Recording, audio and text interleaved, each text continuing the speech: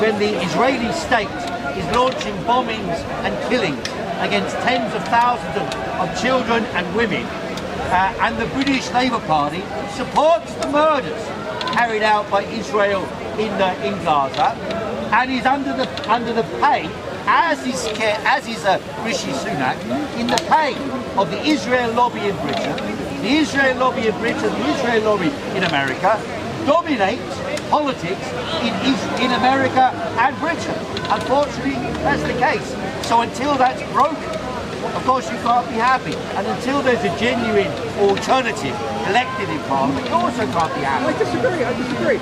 This is what I think I'm trying to get towards. It's the idea, like, we should, in and of itself, the idea of an election getting called is a fundamental of democracy, isn't it? So, like, I get that if the ground is all a bit filled with rubbish parties, that's a separate issue to, like, really appreciating that a democratic system is getting implemented. Well, is it really a democratic system? Well, we've all got a vote here. We have a vote, but is it a democratic system?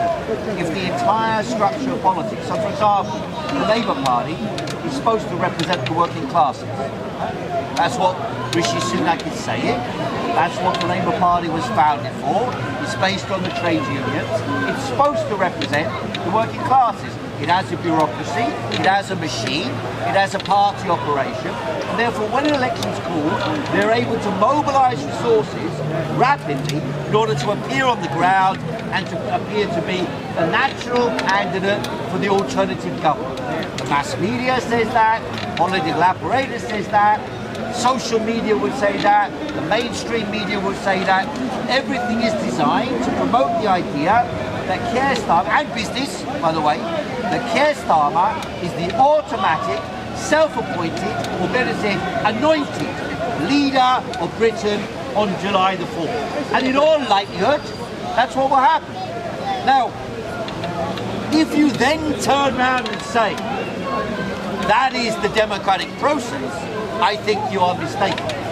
That is an autocratic, elite-controlled, billionaire-controlled, Israel-controlled operation to elect people who will serve the interests of big banks, big pharma, big tech, the same people who locked us down, the same people who jabbed everybody, the same people who are supporting the crimes in Gaza, the same people who support the war in Ukraine, the same people who transfer your money, your wealth, your taxes to pay for the war in Ukraine, and now they're talking about sending your children to go and die for their interest and their war in Ukraine or in Gaza. They're your children they want to send to be slaughtered in the churn, the mincing churn of their apparatus of power that they say is democracy. Well, I tell you that, it is not democracy.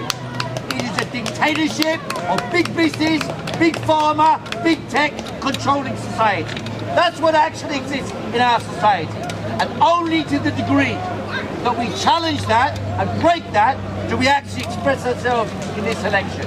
Only to that degree are we bringing, is it useful to have this election? You know, so in that respect, and of course it's true that Rishi Sunak, the members of Parliament, sitting there cosy, most of them are ex-barristers, they come through a whole machine, they say yes to each other. Once they cleared out Jeremy Corbyn, there was no opposition in the Labour Party. Whether you agree with Corbyn or not, he represented a genuine alternative in Britain, whether you agree with him or not. But what do we have now?